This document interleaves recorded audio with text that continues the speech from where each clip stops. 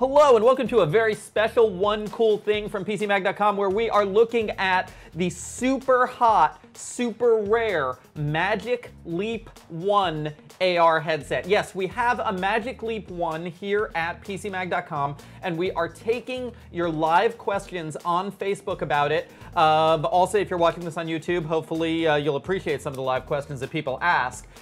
We just recently got the Magic Leap 1 in. Now, the backstory here is that the Magic Leap 1 is a much buzzed about independent augmented reality headset that has, from a startup company that has received huge amounts of venture capital. 2.3 billion, right? Billions of dollars of venture capital.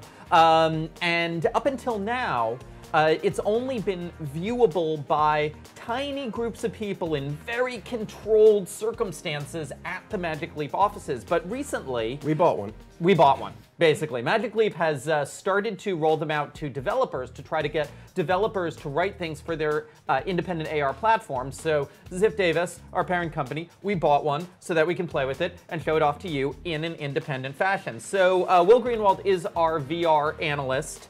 And AR, apparently. VR and AR, good point. You're a reality analyst, actually. I wouldn't go that far. Okay.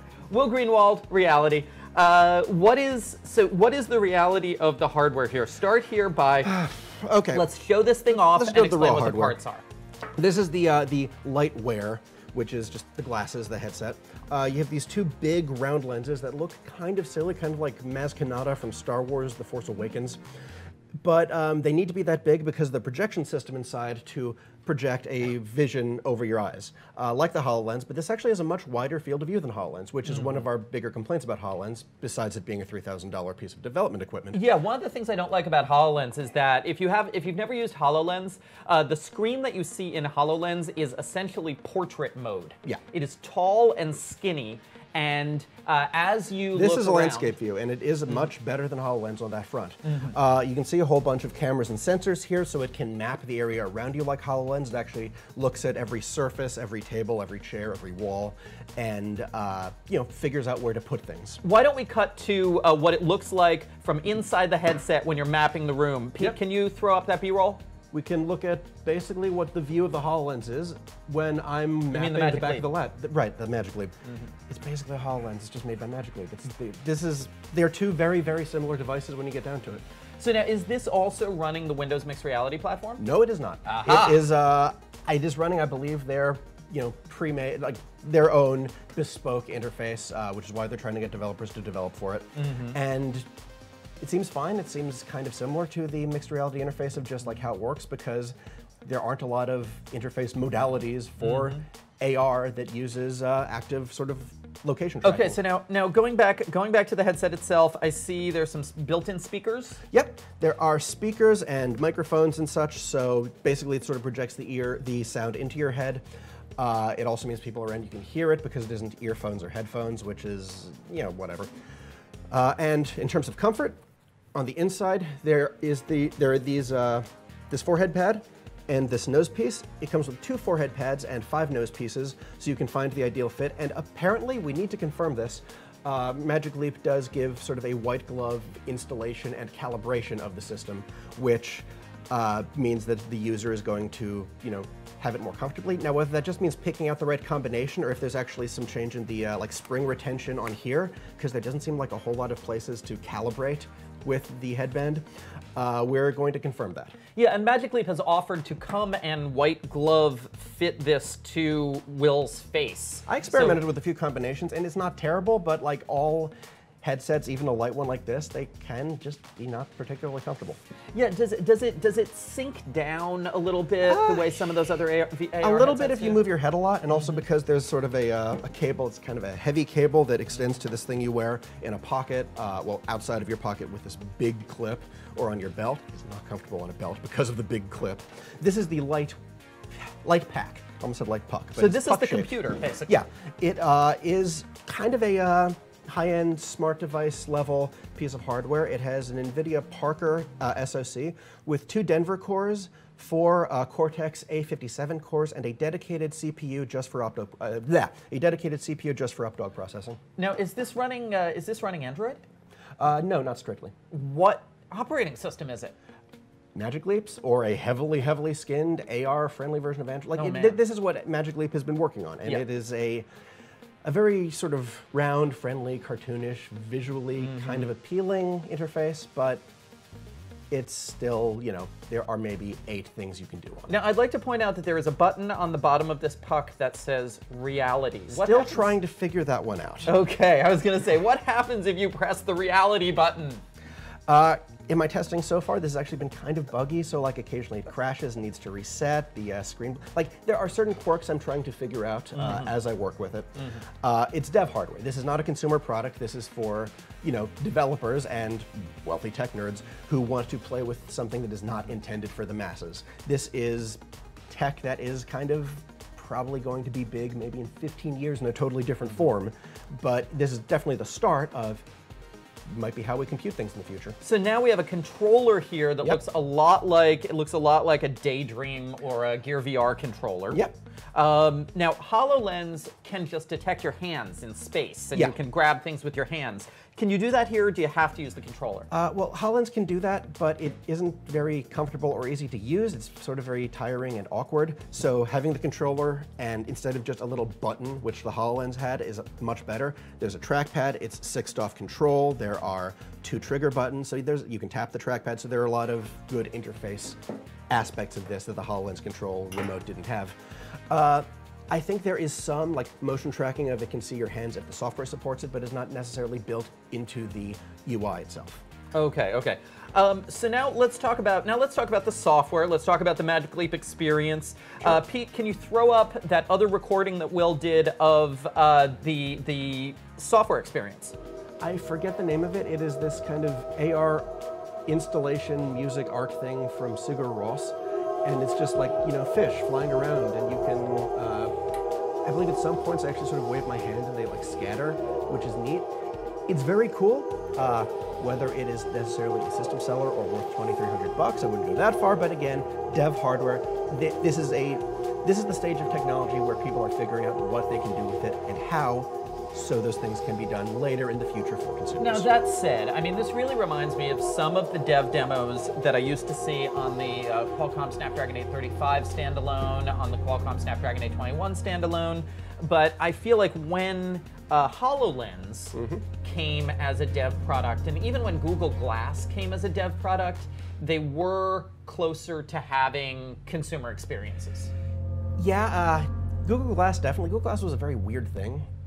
But it at least sort of tried to be a utility device that failed miserably, but it tried. Right. HoloLens was still clearly a development edition, so it was basically this is what we can do, but it's also, you know, Microsoft has spent decades building UIs, so they could build something much more sort of useful with the tech. Because I feel like when we got our dev HoloLens, I could put it on, and immediately I could use the Holo browser. There were a couple of games. There is a browser in here called Helios. It is a bit slow and a bit awkward.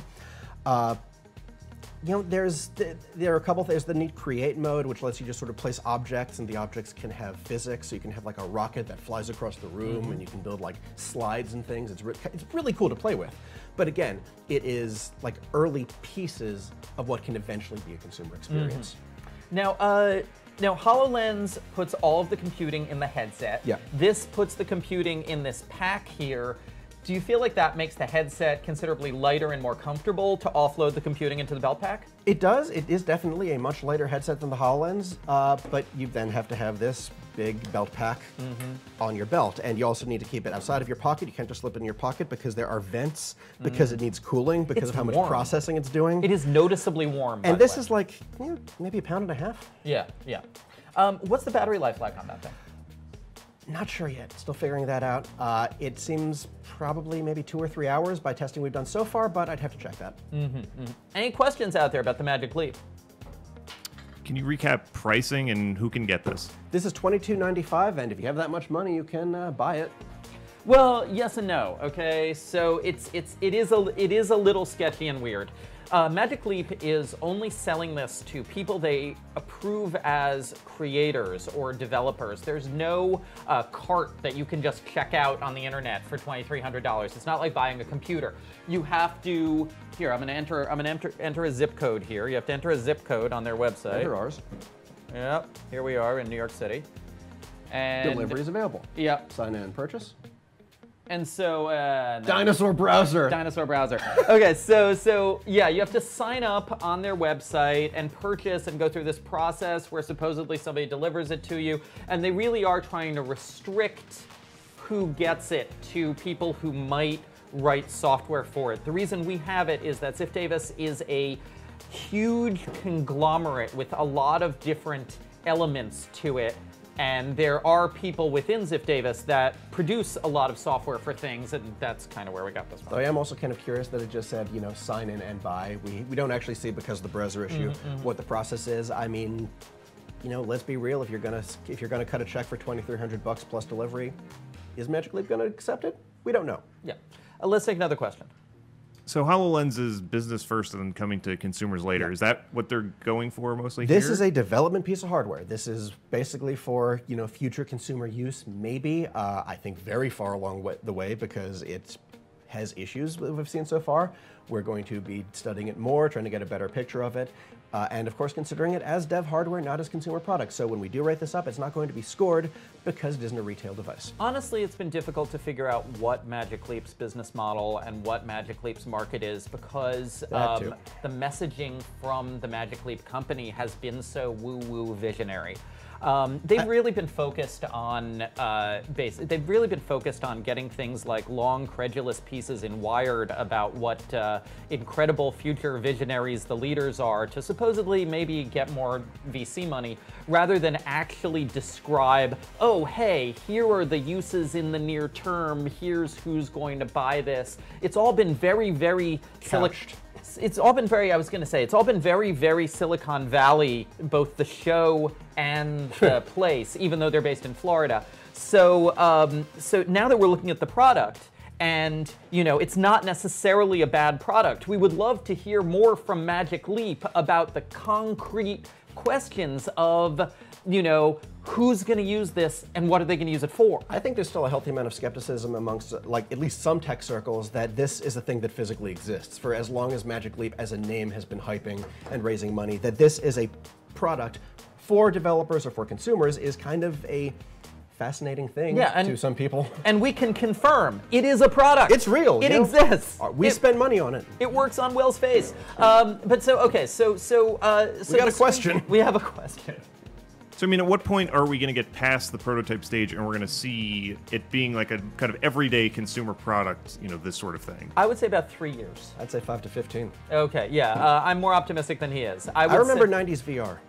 Okay. I think we're looking at a generational leap of that before we get to like the retail Rift and like the PlayStation VR. As you can see, there is a debate among informed people on this topic. I want to look at the screens in here just for a sec to ask about, now, these are, I would say if there's a big hardware jump here, it is this wide format screen that's in here, relatively wide format for AR. You've seen the other Windows mixed reality headsets, right? Are they all tall and narrow like HoloLens? No, because mixed reality headsets are VR headsets. They are just a completely different thing. They don't need to have an overlay over what you're looking at because you're not looking at anything but the picture. They are just VR headsets. Let's be totally honest, Microsoft, you're calling it mixed reality. It's VR. Stop pretending. Okay. Any more questions out there? Another one. Hey. Have they mentioned like when they would get rid of the disc? Is that like a thing that's anything on the horizon? I would be skeptical about them doing it. They haven't announced anything as far as I know, and I would be skeptical about them getting rid of this anytime soon because you need to pack a lot of processing power. Like, it's not just the display, that's a big part of it, but also you need all these sensors for motion tracking and location tracking and positioning. You need the extensive sort of smart device level processing power for AR, like you need a lot of cores for figuring out location, processing display stuff. And they prioritized making the headset as light as possible, which That is too. part of it. Like, as I said, That's the trade-off. Yeah, HoloLens has the processing in the headset. The headset is heavier. Now, what they could get rid of in the future, with the future version of this, is not the disc itself, but the cables that connect it. If you go, say, with a WiGig solution, You know, That has 802.11ad. potential as well, but we're also like, that's barely a thing for VR yet. HTC Vive has the wireless adapter coming out, Right. which is a very interesting thing, but that's also a very localized thing that connects to a computer, not to a little puck. And whether this is going to be eventually an anchored device that, you know, maybe you're in a room where it just has the network for it. That's not their vision. Right. That is not their vision. There are a lot of ways this can go, but right now, don't hold your breath for wireless. The cable is needed for all the processing in and out that's necessary for AR and VR. Yeah, I know this is a theme, but I am a little more optimistic on this than Will is, in part because I have been soaked in a lot of Qualcomm propaganda. And Qualcomm is really, really pushing WiGig 802.11ad 60 gigahertz as a solution for getting rid of cables over the next 2 years or so. They're going to start including it in, they have started including it in their chipsets. And so you could see 802.11ad as a way to get rid of this cable, but obviously not in this version of the product. Yeah.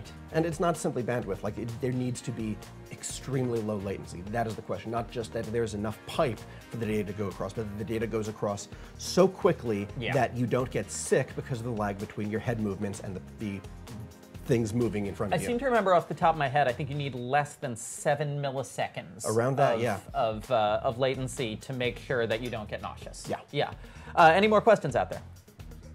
Okay, so this is the world-renowned HoloLens Magic Leap 1. So very not intentional. One take, folks. This is one take. No editing. This is the Magic Leap 1. It is a much buzzed about augmented reality headset. Yes, it's real. Yes, it has basically no software whatsoever. So we really can't tell you what you can do with it because it's a developer model and they're putting this hardware out there for developers to figure out the software to use on it. And I'll be figuring it out too. And we will have several more detailed write-ups hopefully over the next week. Great. Thank you all for watching. This has been One Cool Thing with PCMag.com. If you are watching us live on Facebook, Monday is Labor Day in the United States, so we will be back on Tuesday at 10 a.m. Eastern. If you are watching us on YouTube, please like and subscribe. We have a new One Cool Thing every day. Will, you want to put that thing back on? I don't.